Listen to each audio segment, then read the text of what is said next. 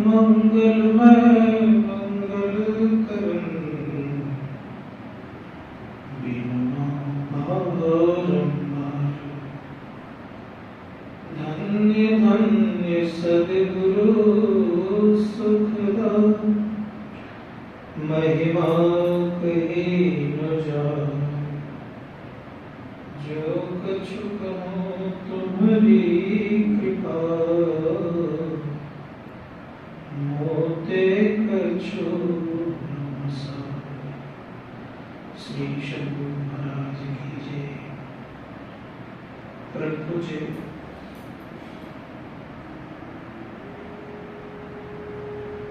सद्गुरु महाराज के गुरुपाद कमलों,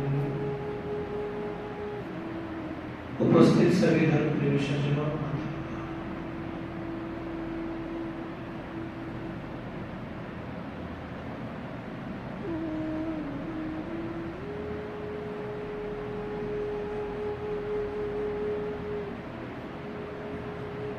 मनुष्य को अपना भाग्य स्वयं बनाना चाहिए और प्रत्येक व्यक्ति अपने भाग्य का निर्माता स्वयं बनता है।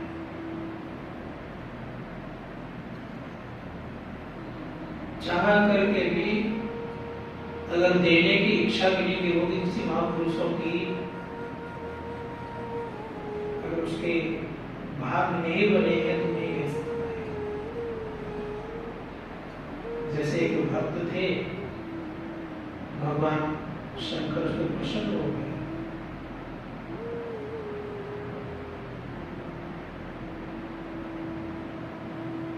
तो भगवान शंकर कुछ बोले नहीं, लेकिन मां पार्वती कहती थी कि प्रभु ये तो बहुत निर्धन है, इसको कुछ किया जाए।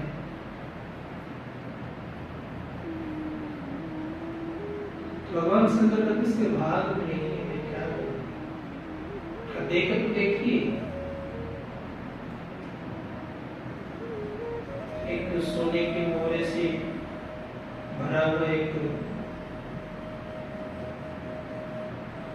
थैला रास्ते में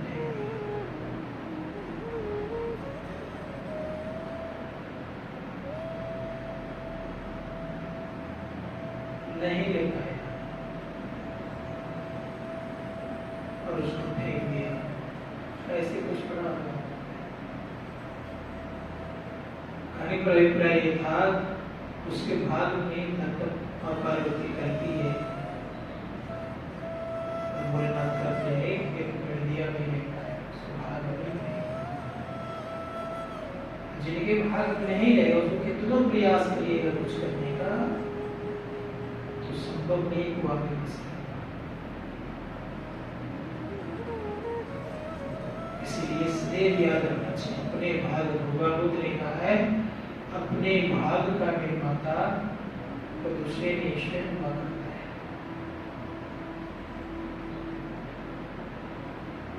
रह करके भी नहीं रहे। मान लिया जाए गंगा जी है ना, गंगा जी में मछुआरा रोज मछली मारता है, लेकिन दूर से बड़े भक्ति भाव के साथ स्नान कर गंगा जी जाता है, लेकिन मछुआरा सोचता है मैं रोज गंगा जी नहीं रहता।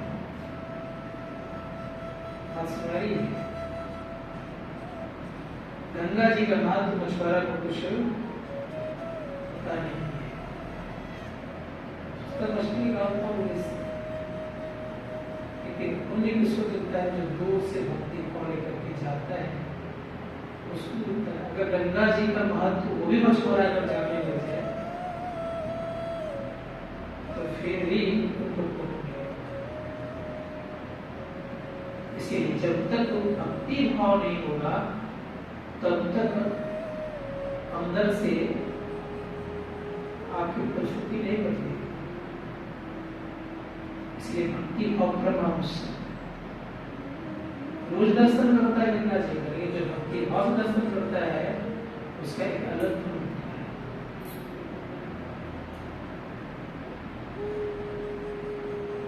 तो जिसके अंदर भक्ति भाव नहीं है उसको कितना कुछ कर दीजिएगा ना, वो आएगा ही। जैसे बांस को देखे आप लोग, पास जितने प्रकार का वृक्ष है, सारे वृक्षों में चंदन का सुगंध प्रवेश कर गया, लेकिन बांस नहीं।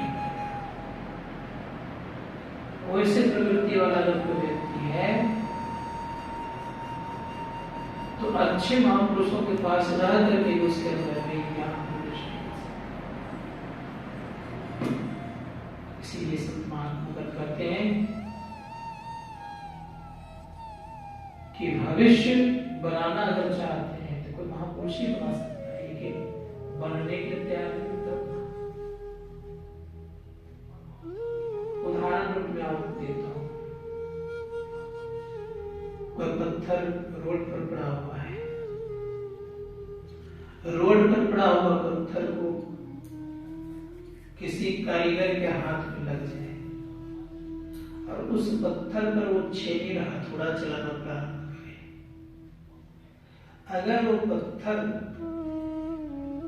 छिटक जाए कारीगर के हाथ से, कभी वो मूर्ति बन पाएगा? नहीं ना। पत्थर छेनी हथौड़ा का मार सहता है, तब वो मूर्ति का रूप धारण करता है, तब वो पूजनीय बनता है।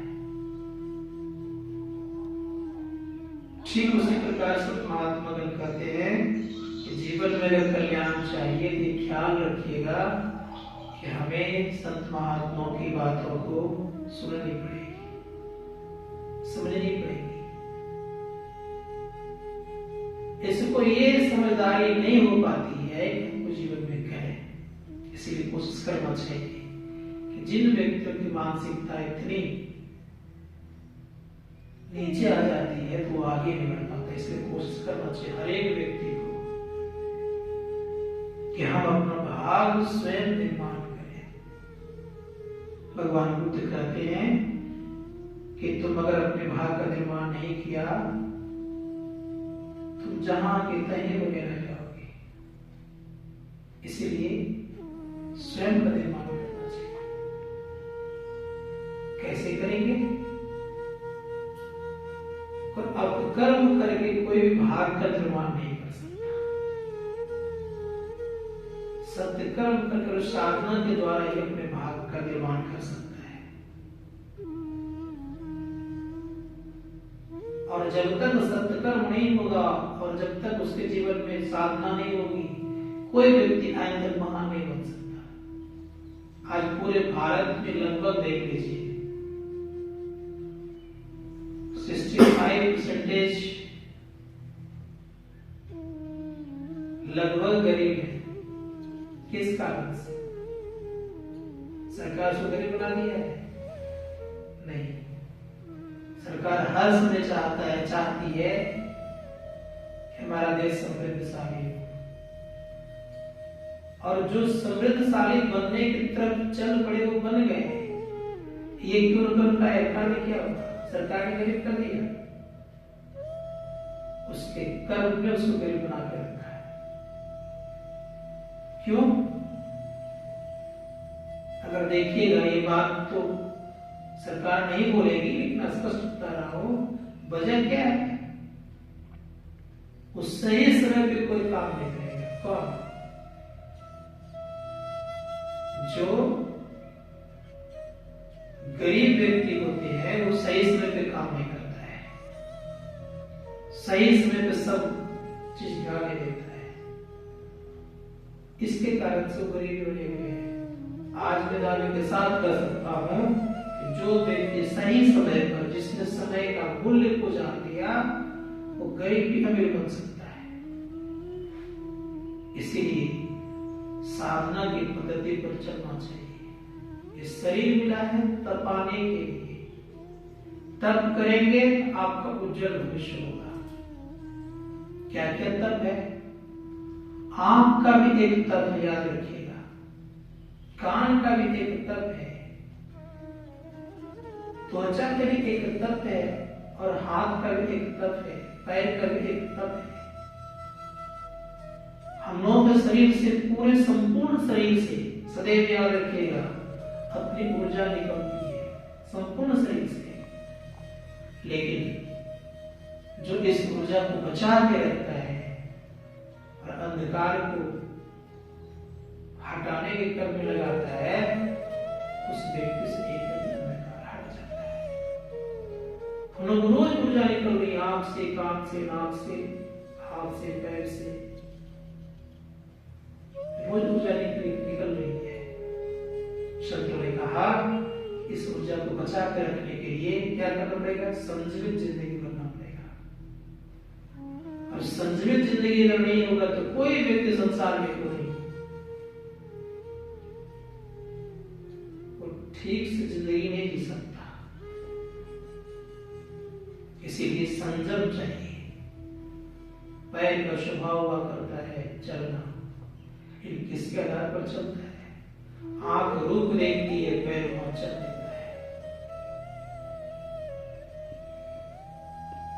त्वचा ज्ञानेंद्रिय है और उसका कनेक्शन है हाथ से, वहां पकड़ने की तरफ दौड़ जाता है। परिणाम क्या होता है? अच्छी वस्तु पकड़नी है तो ठीक है, अगर कई गलत वस्तु पकड़नी है तो पिटाई भी करता है। इसीलिए नियंत्रण बहुत जरूरी है जीवन में। और नियंत्रण अगर नहीं होगा, पांचों विषय का, पांचों कर्म इंद्रियां उससे मिले जुले हैं। इसीलिए संतों ने कहा ज्ञान इंद्रिय, कर्म इंद्रिय दोनों मिले जुले हैं। संत महात्मा कहते हैं जीवा है, जीवा का भी करप्शन है इंद्रियों से, ज्ञान इंद्रियों से, कर्म दोनों से कनेक्शन है। जीवा से रस निकलता है, रस का कर्म इंद्रिया, संत महात्मा कहते स्वादिष्ठान का रहता है। तो हर एक चीज पर जब तक आप कंट्रोल नहीं करेंगे तब तक आपकी ऊर्ध्वगति होना संभव नहीं है। आंख ज्ञानेंद्रिय है, इसका मूल रूप देखने का होता है, रूप देखना, लेकिन इससे कर्मेंद्रिय पैर, आंख रूप देखती है, पैर चल पड़ता है। संत महात्मा कहते पांचों का पांचों विषय है। इसीलिए कोशिश करना चाहिए महात्मा जीवन में कि सब पर नियंत्रण करने वाला व्यक्ति एक व्यक्ति आगे हो जाता है। इसलिए लक्ष्मीपति जी महाराज ने कहा पांच है, पांच गोस्वामी महाराज करें, पांच है, पांच परस रस गंध संत और रूप, इनकर कहा न कीजिए पौरी प्रभाव। ये पंच विषयों का रूप, रस, गंध, स्पर्श और शब्द का आधार पर अगर कोई चलता है तो संसार टूटता है। इसलिए कभी नहीं चलना चाहिए। कभी आपको ये संत मार्ग पर नहीं लिया सकता पांचों विषय। संतों ने कहा कि इनके अनुसार कभी चलना चाहिए। जो जो चला उसका दुर्दशा ही पूरा। जैसे उदाहरण दे रहा हूं, आंख रूप देखती है, रूप सबसे प्रिय होता है पति का, देखिए वो पति का। कहीं आप पेट्रोल चला दीजिए या लाइट जला दीजिए, उस पर दौड़ते हैं, प्राण गंवा देगा, जल जाएगा वो। क्या हुआ? बच पाया नहीं ना। आंख के बाद होता है कान, जंगल में मृगा हुआ करती है। जंगल मृगा जब है तो मृगा क्या करती है? मृगा क्या करते हैं? मृगा को फंसाने वाला जो बहेलिया है वो क्या करता है? एक केले का थंब गाड़ देता है छीप करके एकदम झाड़ी में बैठ करके खूब सुंदर ढंग से बांसुरी बजाती है। बांसुरी जब बजती है तो बांसुरी के धुन सुन करके वह मृगा उस खंभे से आलिंगन करना चाहता है। कौन सा खंभा? केले का खंभा है, थंब है। केला का खंभ गिरता है, वो भी गिरता है, उसके ये नहीं है, घुटने नहीं है, गिरा रहता है। बैलिया पकड़ करके ले जाता है, उसको मारता है, प्लस उसके खाल निकाल करके, चमड़े निकाल करके बेचने का। एक विषय है, कौन सा? संत का, काम का विषय है। भंवर को हम आप लोगों ने देखा होगा, भंवर कहाँ रहता है? तो भंवर तो जहां तहां रहता है, लेकिन कमल के पुष्प, नाग का विषय है, कमल का पुष्प के सुगंध लेने हेतु उस कमल पर पड़ा रहता है। संध्या होते ही कमल के पत्तियां सब सिकुड़ जाती है। प्रातः काल हाथी आता है, कुचल देता है, क्या हुआ? प्राणांत हो गया। तीसरा, चौथा है रूप रस गंध स्पर्श। हाथी में जाने वाला क्या करता है?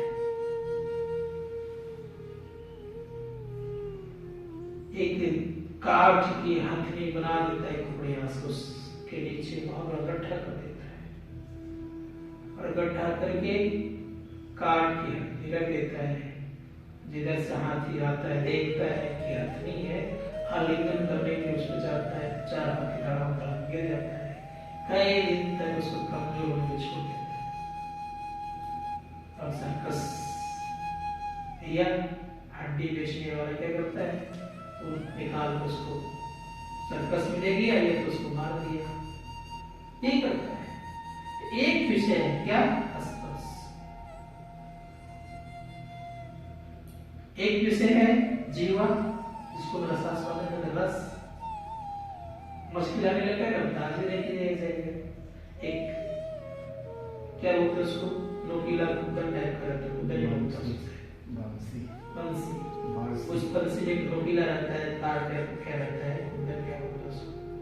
क्या करता है उसमें? एक चारा डाल देता है, और उस चारा को डालता है, उसमें भी लसा, चारा में भी लसा रहता है, चिपचिपा रहता है, और उसको खाने के स्वाद चलते वो भूल जाता है और गड़ता है, तो फिर उसको बेच देता है। एक विषय है ऐसा संत महात्मा ग्रंथ हम लोगों को 5 विषय हैं। कितने हैं? 5 विषय। लक्ष्मीपति जी महाराज कहते हैं, रूप के कारण जरियोपति का, श्रवण के कारण मृगा नाम सुने, गंध के कारण भंवर जान गमाए, करे सबने जान गंवा दिया, जिव्या कर्ण बजे बंसी में मछली, मीन मीन मीन जिव्या कर्ण बजे बंसी में, परस पे गजराज मरे। मतलब ये 5 विषय क्या है आपका? तो संत महात्मा कहते हैं कि ये 5 विषय दुख देने वाला है, सुख देने वाला नहीं है। एक एक विषय के कारण सबकी जान चली जाती है, और हम लोगों के पास 5 विषय है। बताइए क्या होगा? कौन समझता है? इसी संत महात्मा को ने कहा कि 5 विषयों से जब तक अपने मुख को नहीं मोड़ेंगे, तब तक अंदर धसना बड़ा मुश्किल होगा। इसीलिए शास्त्रकार कहते हैं 5 विषयों से बचने का प्रयास करना चाहिए। लक्ष्मीपति जी महाराज ने कहा ये 5 हम आपको जान लेवा है, लेता ही है। इसलिए शास्त्रकार कहते हैं कि पहले क्या करता है, किसके देखने पर जाता है? आंख के रूप किसी को देखा, चला गया। अब चला गया से मान लिया जाए, अब गया आंख के देखने पर, आंख में बस गया, और वहां गया, हाथ से स्पर्श किया, अच्छा चीज किया, स्पर्श तो ठीक है, कहीं अगर गलत स्पर्श हो गया तो क्या होगी? पिटाई नहीं मिलेगी। पिटाई कौन किसको लगेगी? पीठ है ना, रोएगा कौन?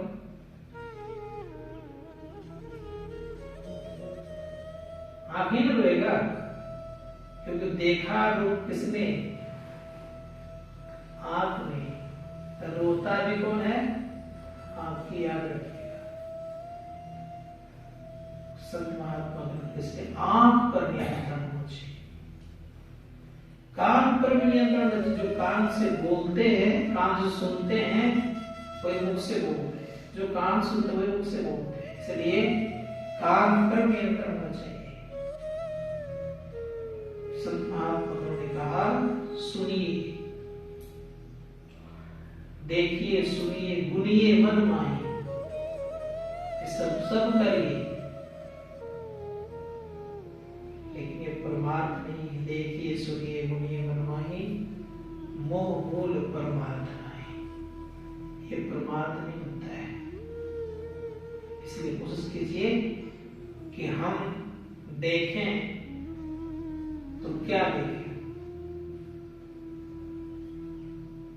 मेरा भाई कहती है कि जित देखूं तित श्याम मैं, जिधर मैं देखती हूं तो केवल श्याम ही श्याम दिखते हैं। ये मानव ध्यान की प्रकाष्ठा, जिधर मैं निहारती हूं केवल श्याम ही श्याम दिखते हैं। जैसे कोई प्रेमी है, कोई प्यार करता है और इतने उसमें तब्दील है प्रेम करने में कि जिधर वो देखता है चंदा में या चंदा में या वृक्ष के पत्तों में, लगता है कि वही हमारी मुक्ति है जिससे प्रेम करते हैं। तो मेरा भाई कहते जिधर मैं देखती हूँ उधर केवल श्याम ही श्याम दिखते हैं। जिधर देखो तो श्याम है, ऐसी स्थिति अगर हो जाए तो वो व्यक्ति सबसे आनंद हो जाएगा। लेकिन किसको हुआ? जिसने बचपन से उसके प्रति बन गए। मेरा बचपन से पड़ोसी में संजोग से शादी हुई, छोटी थी तो अपने घर से ही शादी ले गई थी। तो कहा ये क्या है? कहा ये दुल्हा है। कहा क्या होता है दुल्हा? बच्चा क्वेश्चन करता ही उससे तब का दुल्हा लड़की को ले जाती है। कहा कहाँ? का ससुराल। उस दिन जिद कर दी कि मेरा दुल्हा को। अब रोने धोने लग गई, क्या करती है बेचारी? उसकी माँ ने भगवान से कृष्ण की मूर्ति थी, एक तुम्हारा दुल्हा है, मान लिया तो शादी भी हो गई। और शादी हो जाने के बाद उस पालकी में उस भगवान से कृष्ण की मूर्ति को लेके गई। इसलिए महात्मा ने कहा कि जो बचपन से दिल में जो बातें बैठ जाती जल्दी निकलती नहीं है। तो आंख में क्या घुसा हुआ था? मेरा क्या बस गया? रूप बस गया। इसलिए रूप को अगर बसाए, किसकी रूप बसाए? इसीलिए मेरा भाई विपत्ति में है, दरस बिना दुखन लागे मैं। हे प्रभु, आपका अगर दर्शन में नहीं कर पा रहा हूं, मेरी आंख दुख रहे, दर्द कर रहे। बिन दर्शन कर ना पाऊं, बना बिना दर्शन का मैं कल नहीं पा सकती। इसीलिए मुझे दर्शन दीजिए। मेरा भाई कहती है, उनकी पत्नी में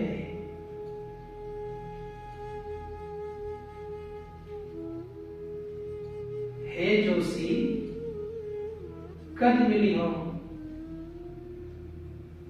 मेरे प्रीतम प्रेमी, मुझे कब मिलेगी वो? और अच्छी पंक्ति उनकी है, वो स्पष्ट कहते हैं, अगर सही मुझे बता देंगे तो मैं आपके पोथी में हीरे जड़ा दूंगी। हीरा सब पोथी जो क्या कहते पत्र है उसको मैं बढ़ा दूंगी। अगर आप सही बताएंगे नहीं तो मैं आपके पत्रे को नहीं मानूंगी। विरह सब महात्मा कहते हैं कि विचार करिए कितना उसका विरह था करने। जब तक अंदर परमात्मा की प्राप्ति का विरह नहीं होगा तब तक नहीं प्राप्त कर सकता। हाय विद्यार्थी, विश्वास नहीं होना चाहिए। जिसको विश्वास नहीं होता है वो कुछ नहीं कर पाता जीवन में। विश्वास कैसा? एक श्याम भक्त था, छोटा सा बालक। उसने स्कूल में लोग शनिवार को शनिचरा पूजा करते थे। तो विद्यालय था ही, विद्यालय में गुरुकुल था ही, घर से थोड़ा तो सबको दूध लेते आना, तो उसके पास दूध था नहीं। कहा माँ सबने कहा है दूध लाने के लिए, तुम्हें भी दूध चाहिए, घर बेटा दूध तो नहीं है, एक काम करो तुम चले जाओ जंगल, जंगल में श्याम भैया तुम्हारा है, उससे कहा मुझे दूध देने के लिए। श्याम भैया था, उसने क्या किया, भैया था तो कोई नहीं, श्याम नाम का था भगवान श्री कृष्ण, दुकान लगाया, कहा भैया मुझे दूध। इतना प्रेम था, इतना विश्वास था कि जंगल में उनको दूध दिया गया, थोड़ा सा दूध दिया गया। अब लोग उसके दूध को देकर के मजाक बनाने, इतना दूध लाया, कितना करता है, लेकिन दिया वो किस तरह।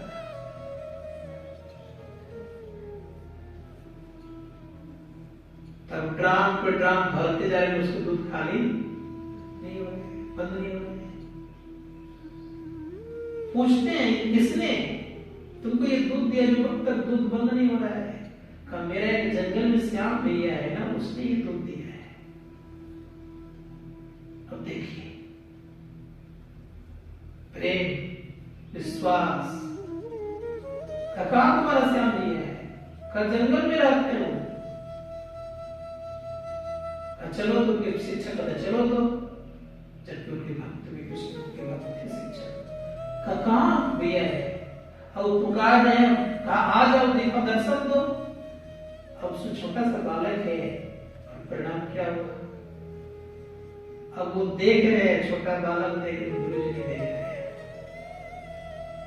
वजह संत महात्मा कहते हैं जिसके मन की आंखें खुल जाती है तो वो देख सकते हैं। दिव्य दृष्टि से मन की एकाग्रता तो दिव्य दृष्टि में प्रकट हो जाता है ना। मन और दृष्टि की एकाग्रता में दिव्य दृष्टि में तब्दील हो जाता है।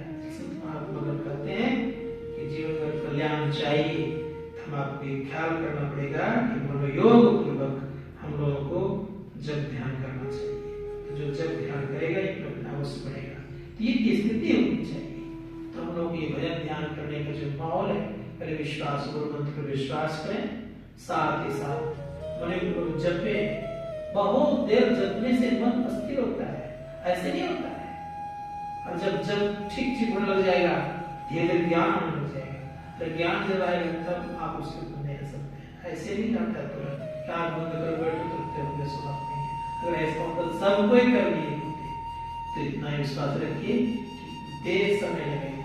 जिस प्रकार से इतना देर लोग धागा काटने में लगाता है, जाइएगा चरखा चढ़ के करता है, बहुत देर तक बैठे रहता है, तब उसका इतना बड़ा गुल्ला बनता है जिसका धागा, तब उसको कुछ तो पैसे होते हैं। हम लोग तुरंत चाहते हैं, ऐसा नहीं हो सकता। इसीलिए कोशिश कीजिए कि हम मेहनत करें और हरदम कोशिश कीजिए हम जब को करते रहें। जब संविरूप का ध्यान करें तब दृष्टि को अभ्यास होगा, और दृष्टि को अभ्यास करेगा तभी अंतर्नाद मिलेगा। बिना प्रकाश सत्य प्राप्त करना उतने कारगर नहीं हुआ करते, प्रकाश युक्त सत्य प्राप्त कर लेंगे तो यहाँ और वहाँ दोनों जगह सुख होना शुरू हो जाएगा। बोलिए प्रेम से श्री स्वरूप महाराज की बदलेगी सबको।